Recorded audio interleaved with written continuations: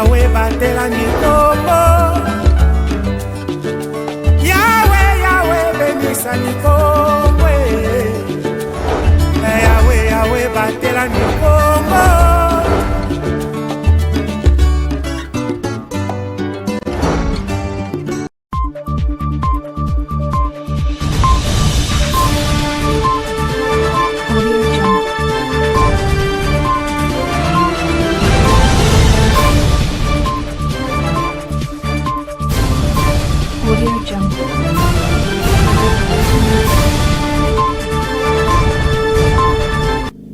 Grande est notre joie de vous retrouver dans le cadre de notre session du week-end. Mesdames et messieurs, merci de nous avoir choisis. Soyez le bienvenu dans ces journaux. L'actualité en province reste dominée par la mission qu'effectue le gouverneur de province dans les bas-fleuves. Après la pose de la première pierre pour la réhabilitation du pont Ngandavio vendredi 20 décembre 2024 dans la cité de Tchela, le numéro 1 de la province, Grace Nkwanga Maswangi Bilolo, a procédé le même jour à l'inspection des travaux de bétonnage de l'avenue Nouvelle Cité. Nous vous convions de suivre ces reportages de la cellule de communication du gouvernorat. Le gouverneur de province Grace Nkwanga Maswangi Bilolo a posé la pierre pour la construction de ce pont devant diverses personnalités, notamment le rapporteur et les questeurs de l'Assemblée provinciale du Congo central, le ministre provincial en charge des travaux publics et infrastructures et du directeur général de l'agence provinciale des travaux publics. Cette pose a été précédée par le mot de circonstance de l'administrateur du territoire de Tchela, suivi d'une cérémonie coutumière. L'administrateur du territoire a salué la détermination du gouverneur de province, Grace Nkwanga Maswangi Bilolo, artisan de la vision du chef de l'État au Congo central. Ce pont mixte de 10 mètres de longueur et de 4 mètres de largeur sera solidifié par des poutres métalliques et du béton armé. La durée des travaux est de 3 mois, hormis les intempéries, a fait savoir le ministre provincial des infrastructures, Condé Mombo. Face à l'intérêt porté à la remise en état de cet ouvrage dont la longueur est de 10 mètres, 4 mètres de largeur et un tirant d'air de plus ou moins 3,5 de longueur pour le bien-être de notre population, occasionnant ainsi la traversée apaisée des personnes et de leurs biens dans les deux rives respectives dont les travaux sont financés par le gouvernement provincial du Congo central. Les habitants du quartier Ngomamba n'ont pas taré d'éloges pour ce geste combien louable du gouverneur de province, Grace Nkwanga Maswangi Bilolo. Le gouverneur de province, Grace Nkwanga Maswangi Bilolo, a également inspecté l'état d'avancement des travaux de bétonnage de l'avenue Nouvelle Cité au rond-point Kassavubu, toujours dans les territoires de Tchela. Travaux qui sont exécutés par l'Office des routes sur financement de la province du Congo central.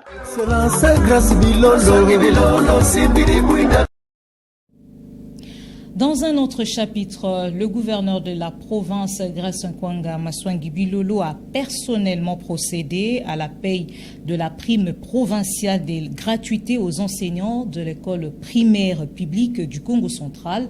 Le chef de l'exécutif provincial s'est exprimé devant un échantillon de professionnels de la Craie Blanche lors de la cérémonie de la paye symbolique. Suivez. Ils étaient plus de 300 enseignants à bénéficier de cette prime. Avant de procéder à cette paye symbolique, Grace Nkwanga Maswangi Bilolo, gouverneur de province, a dans son adresse invité ses enseignants à ovationner le chef de l'État pour avoir matérialisé la gratuité de l'enseignement à travers le pays. Gratuité qui porte à ce jour des fruits palpables selon le gouverneur de la province du Congo central. Le numéro 1 de la province a également annoncé sur place l'augmentation du nombre des bénéficiaires de cette prime au Congo central qui va passer de 25 000 à 30 000 bénéficiaires dans les tout prochains jours. Je peux vous assurer que vos députés provinciaux, représentés aussi par les membres du gouvernement qui sont ici, qui sont aussi députés dans leur circonscription, on a fait le budget et on a élargi cette prime. Les techniciens vont travailler, on va ajouter quelques membres. On va élargir la liste comme j'ai dit, on va aller à 30 000. Tout ce que moi je peux vous demander, faites confiance au chef de l'État. C'est lui qui a placé aussi la confiance en nous. c'est lui qui nous envoie à venir ici faire du bien pour sa population. Continuez à les soutenir. Les bénéficiaires de cette prime ont saisi cette opportunité pour remercier le gouverneur de province. Nous sommes dans la joie parce que rien que ces primes-là nous fait du bien. Parce que ça nous donne quand même quelque chose de telle manière que ceux qui ne reçoivent pas le salaire, mais dès qu'ils aient quelque chose là, c'est quelque chose là leur fait du bien. Notez que ce même vendredi, le gouverneur Grace Kwanga Maswangi Bilolo est allé se rendre compte de l'état de délabrement avancé de la route qui mène vers le village Singini, où se trouve le mausolée du premier président de la RDC, Joseph Kasavubu, en attendant les lancements de travaux de réhabilitation de cet axe routier qui est la RN12. Fin du premier trimestre de l'année scolaire en cours et début de vacances de Noël pour le bleu et blanc. Le complexe scolaire Les Amis des Jésus a procédé donc à la clôture du premier trimestre à travers la proclamation de résultats ce samedi 21 décembre 2024 dans les avant-midi. Scénettes, poèmes et chants pour la Noël et la proclamation des résultats, telles sont les activités qui ont caractérisé cet événement. Pacifique Mwanda et Bienvenue Choni étaient sur place.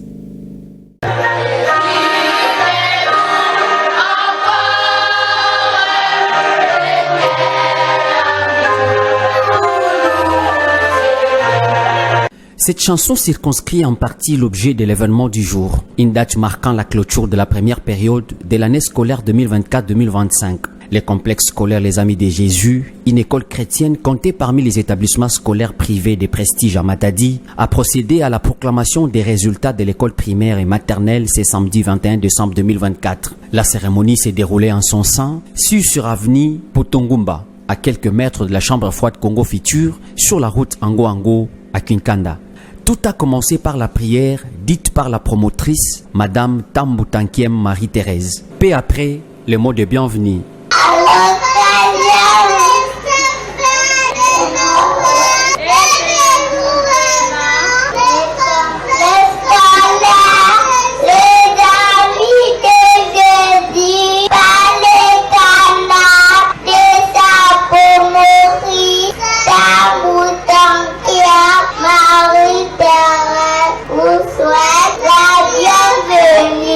La première étape était consacrée à une série de poèmes, chants et scénettes décrivant la naissance de l'enfant Jésus.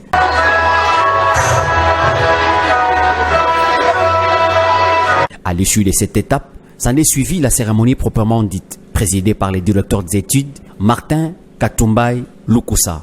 79% Mpata Mandiangu.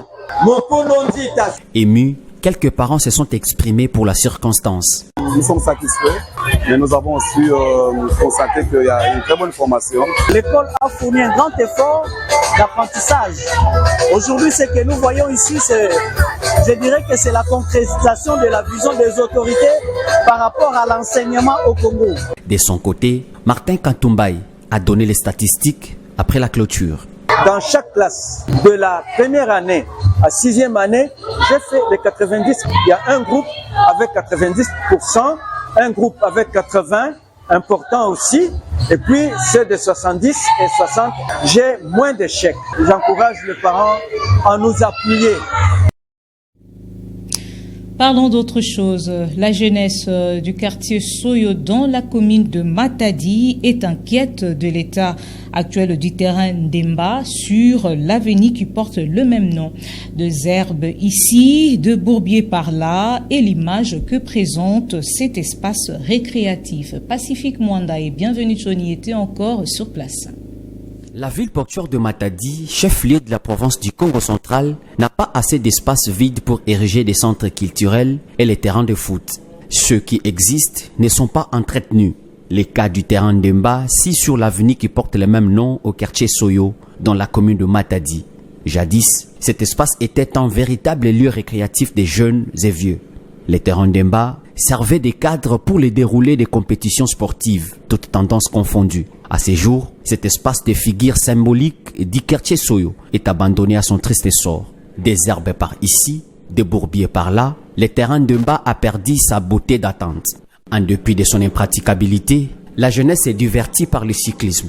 Les footballeurs sont inconsolables. On jouait au foot ici. Actuellement, le terrain est impraticable. Les eaux qui proviennent d'Issoy au village trouvent refuge ici.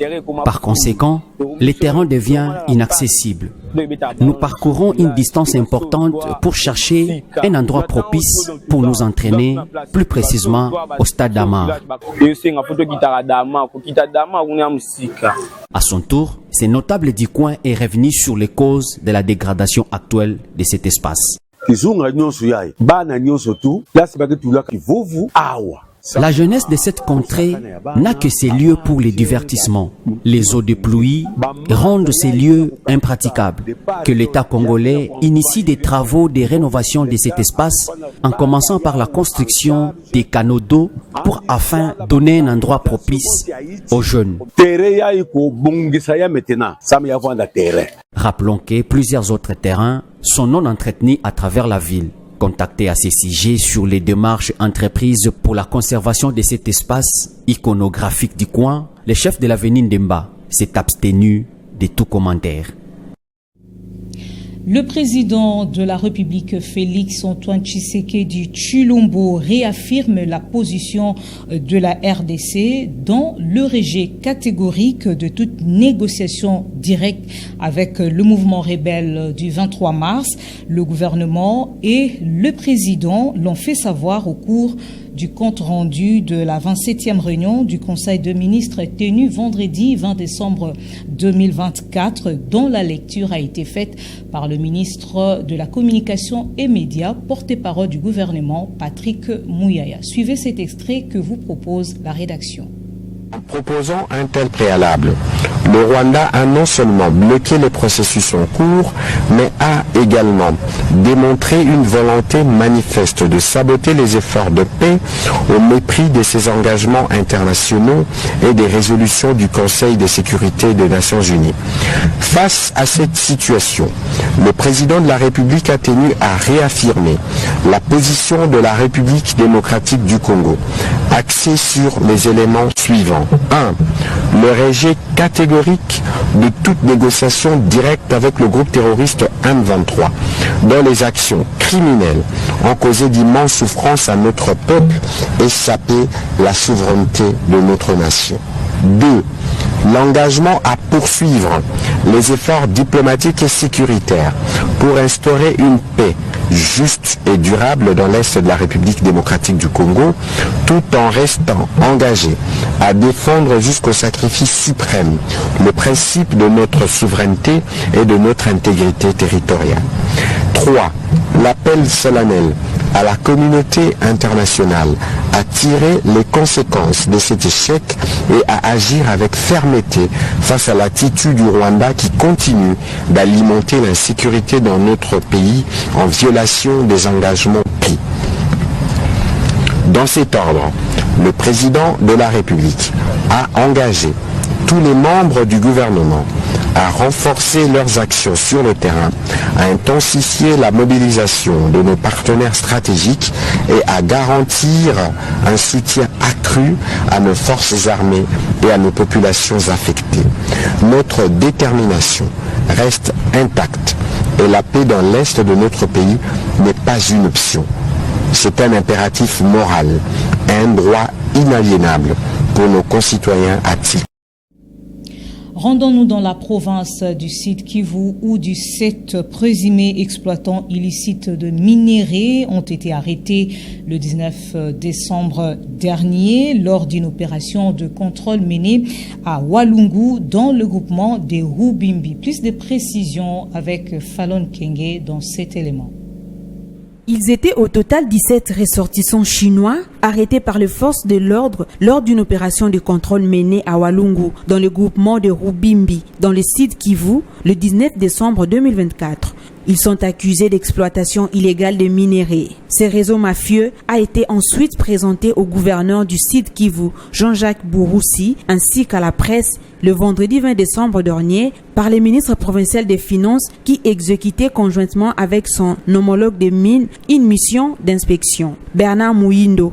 ministre provincial des Finances du Sud Kivu, a par ailleurs affirmé qu'à côté de ces 17 ressortissants chinois, 6 Congolais et 1 Burundais, parmi lesquels les chauffeurs et interprètes, sont également impliqués à cette affaire. Tous les Chinois qu'on a vus là, personne n'avait une identité sur lui. C'est qu'en cours de route, on a commencé à recevoir des coups de fil des autorités et d'autres même prétendants de Kinshasa. Et ces gens-là sont en ordre, qu'on les libère. On nous a même proposé de l'argent.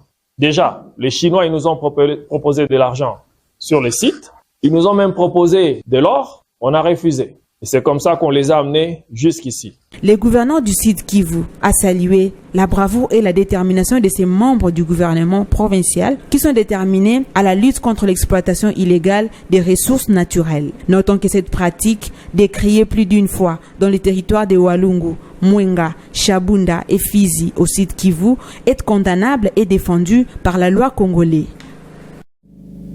Ce journal du week-end touche complètement à sa fin. Mesdames et messieurs, merci à vous de nous avoir suivis. Si vous avez aimé, dites un grand merci à toute l'équipe qui l'a réalisé. Quant à moi, j'aurai le plaisir d'être avec vous incessamment. Au revoir.